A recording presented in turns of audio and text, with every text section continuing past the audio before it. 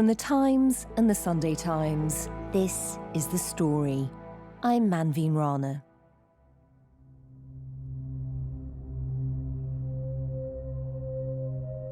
So it was the early hours of the morning on December the 4th, 2023, and a young Dutch man in a white transit van is waiting to board the Channel Tunnel on the French side to go to the UK.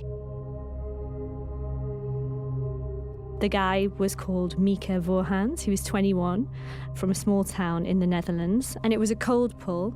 The UK border police thought that his van looked suspicious and decided to pull him over and check the inside. And he told the police that he was heading to Coventry to pick up a second-hand motorbike for a friend of a friend. They weren't so sure, so when they checked on the inside of his van, they found some plywood that had been hastily sort of fixed to the inside of his van. And when they removed this plywood, they found 100 kilograms of ketamine. It was one of the biggest ever seizures of ketamine heading to the UK. The street value would have been about £4 million.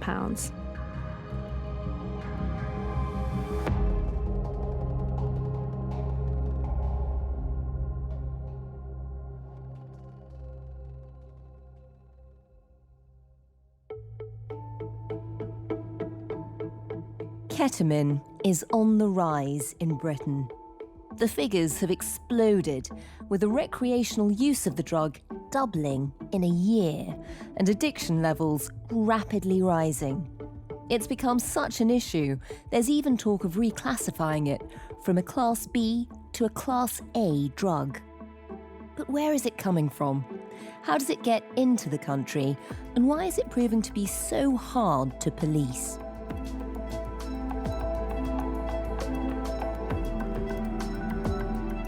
The story today, how ketamine is getting into the UK.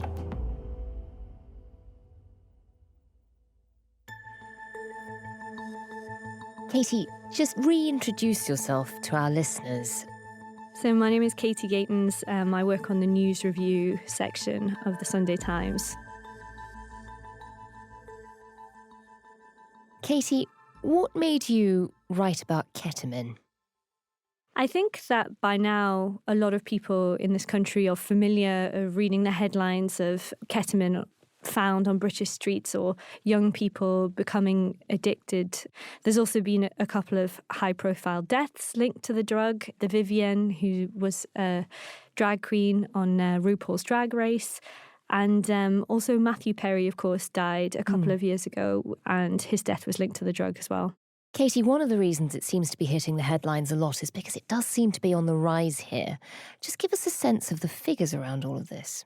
Yeah, so last month the Home Office and the National Crime Agency revealed that in 2024, England consumed almost 25 tonnes of ketamine, which was more than double the amount consumed in 2023, which was 10.6 tonnes.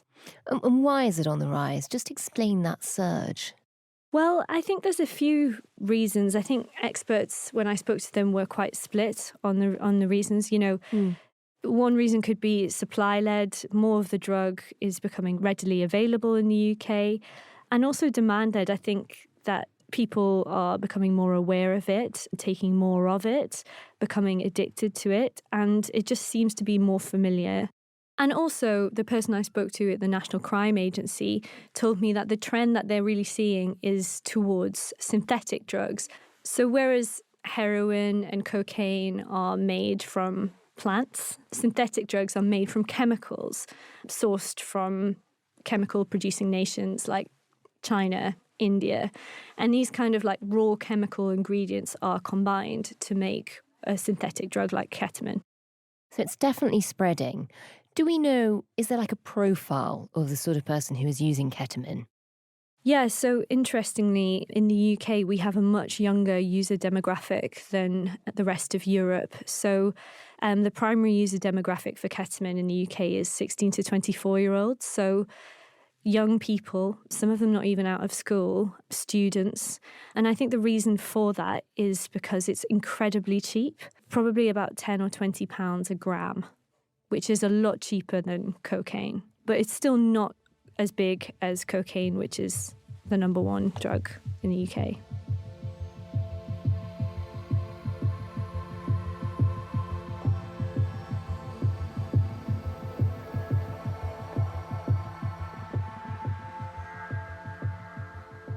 But it is growing. It is becoming more and more popular. So just take us back to the start. Ketamine 101.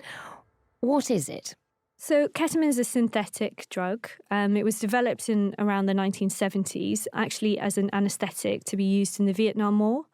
And one of the kind of key uses of ketamine, its USP, is that it brings about a stable state of anaesthesia. So it's really useful in developing countries where perhaps you don't have ventilators, very useful in field settings, so in war settings where you might need it in a makeshift tent or on the battlefield or something like that.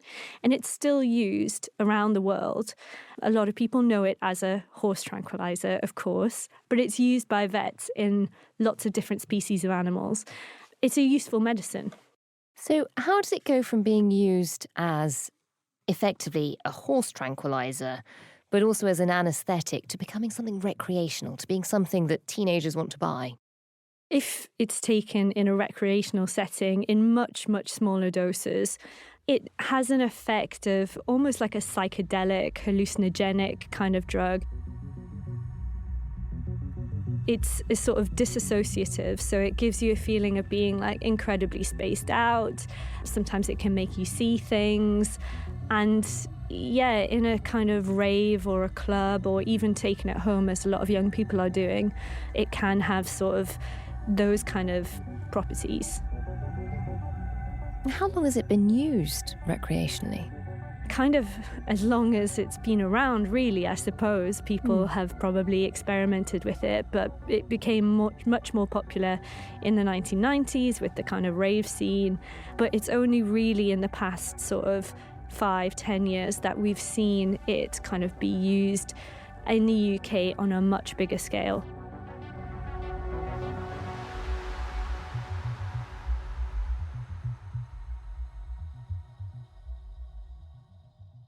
So we know it's an anaesthetic. We know people who take it feel quite, as you said, spaced out. What are the downsides? It can lead you to feel agitation, panic attacks, damage to short and long-term memory. If you take too much, it really can bring upon the effects of anaesthesia. So it can knock you out, literally. And that's kind of known as a K-hole, where you're unable to move, perhaps slumped in the corner, and you have this really unpleasant dissociative feeling where it's almost like an out-of-body experience.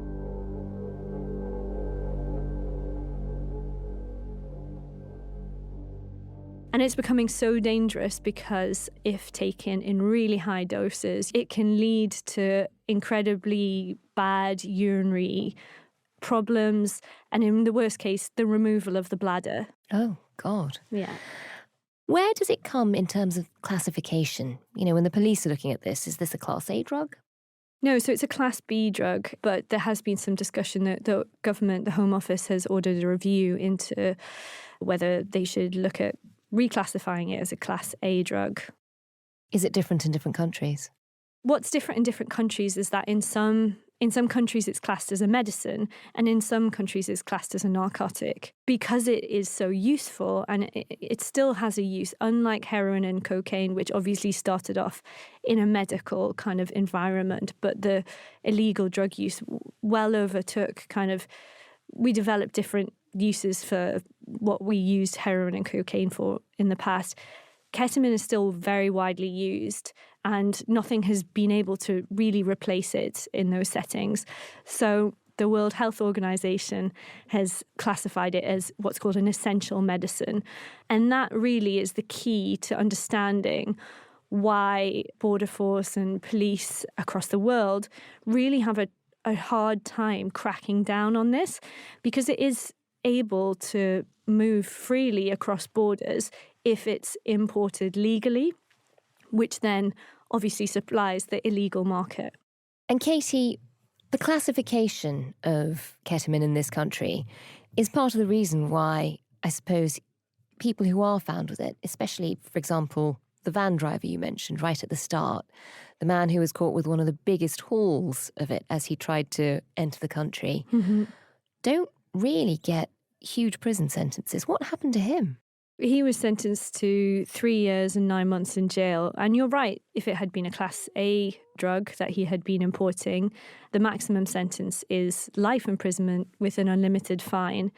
So that's obviously very attractive to criminals. It's lower risk. They might get found with it and get away with a much more lenient sentence. We've known that ketamine is becoming more popular for a while, but we haven't really known that much about where it's coming from, where this supply, which is on the streets, begins. You've been tracking that for the paper. You've done an investigation into this.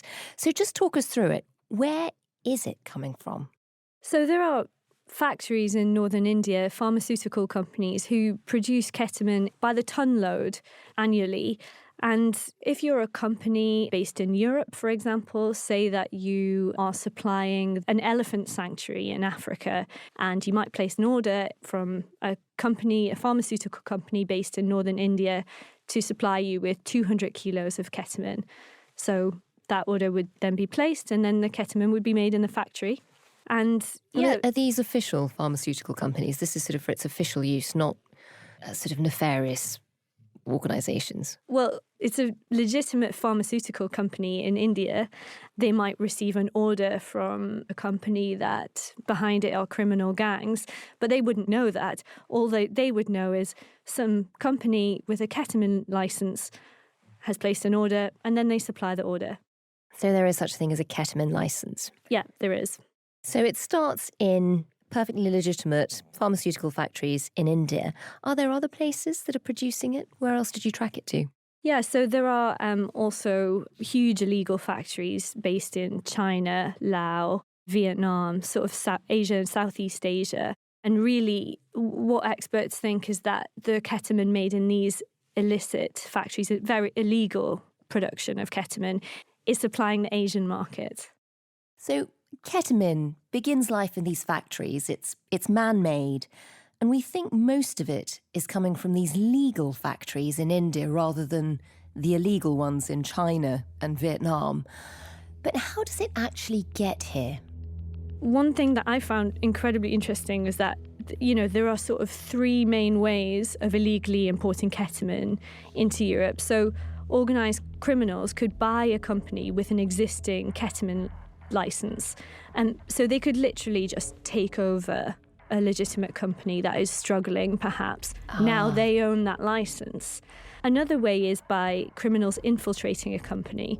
So again, it could be a legitimate elephant sanctuary supplier. If you've got one bad actor in that company, they can perhaps liaise with the gangs to organise warehouse thefts of a portion of that ketamine or siphon some off for the illegal market. So you've got maybe 80% reaching its legitimate final destination, but 20% goes off to supply the illegal market. And the third way is literally just by setting up a fake company. So you've got your elephant sanctuary, and when the shipment of ketamine makes it to, let's say, Belgium, the criminals substitute it with sugar.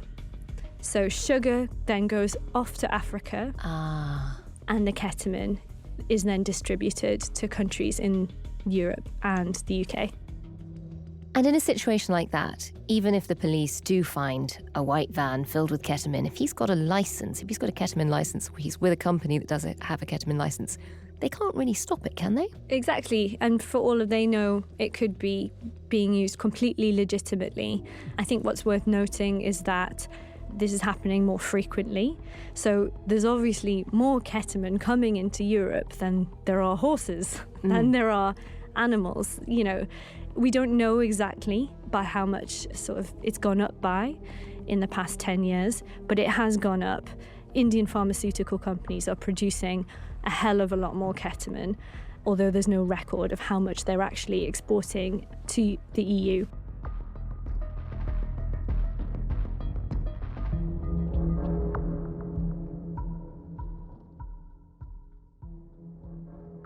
So some of that ketamine that is coming in legally for perfectly benign reasons, to help tranquilize horses is clearly going astray. It's ending up on the streets and being used criminally. Mm-hmm.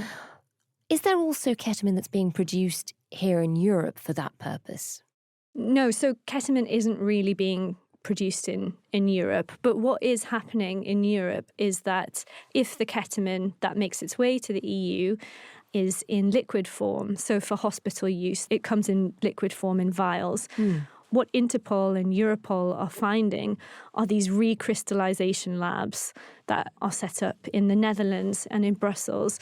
And in these very sophisticated labs, the liquid ketamine will be crystallized into powder form, which is the way that users take it. And talk us through who is propelling it through that supply chain effectively. I mean, who are the people who are importing it and who are then distributing it? Are there gangs behind this? What Europol told me was that these are serious organised gangs. Just because ketamine is a new drug to many people in the UK, it's not new gangs that are being established. These are kind of very well established gangs, and ketamine is just a new drug on their menu.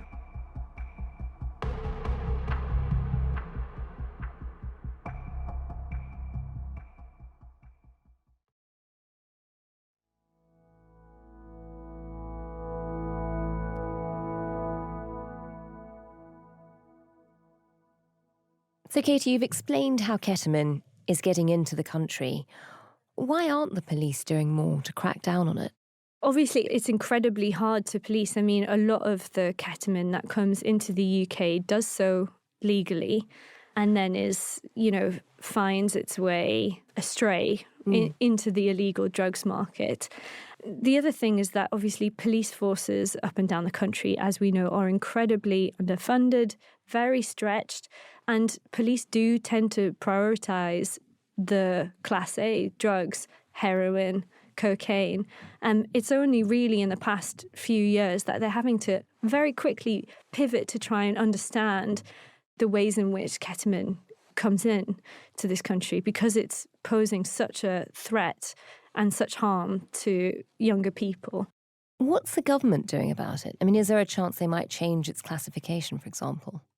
Yeah, I think there's a very good chance that the government will reclassify it as a Class A, but there's not even a case that will help things significantly.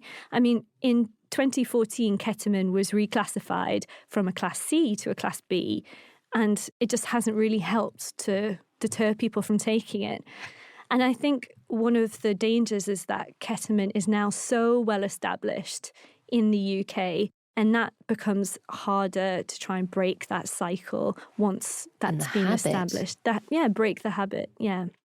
Katie, given that they can track the supply route, is there anything the government could be doing to put more pressure on, for example, legitimate companies in places like India that are producing this to check on where it's ending up? So when I spoke to people at the National Crime Agency, Europol, and the European Union Drugs Agency, they had actually just come back from a conference in Berlin, specifically on ketamine, to try and pool their resources and pool their knowledge and understand how they can begin to police it more effectively. I think it's just all about information sharing. The jury's out on whether reclassifying it will really help. Having tracked this and having seen how popular ketamine has become, are you worried about what it means for young people who are taking it now? I think the biggest worry is the addiction, really. Somebody that I spoke to had seen a 15-year-old lose their bladder, have their bladder removed, which is really horrific. And I think that we just need to understand more about why it's having such a big appeal to such a young demographic. I think it's worrying that children are taking it. It seems to be something that school children are being offered, which feeds into, obviously, what we can be doing to safeguard these children.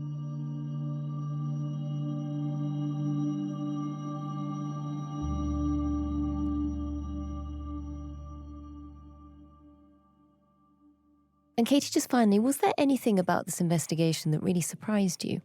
I think the thing that surprised me is obviously that it really does have a legal and legitimate route into Europe and the UK. If you find a shipment of heroin, if you find a shipment of cocaine, you're going to arrest that person. I think that law enforcement, when they come across ketamine, perhaps it's still a bit of a novelty. They don't know if they should be letting it through because it is a medicine. It's in a legal grey zone, and that's perhaps why it's been allowed to kind of reach the levels it has in the UK, and also why it's so difficult to police.